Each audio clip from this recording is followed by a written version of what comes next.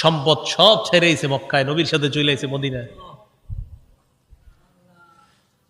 নবীজি যে জবাবটা দিলেন, আল্লাহ নবী বললেন, আল্লাযী নাফসি বিয়াদিহি আখরাজানিল্লাযী আখরাজাকুমা। আবু বকর ওমরকে আল্লাহ নবী বলেন, আল্লাহর কসম আবু বকর ওমর, তোমরা যে ক্ষুধার কারণে বের হয়েছ, আমিও ক্ষুধার কারণে বের হইছি।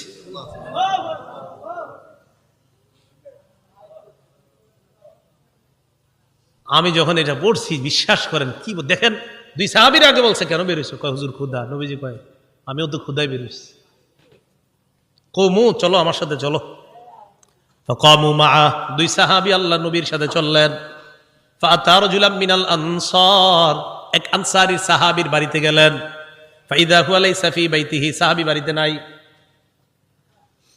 রাআত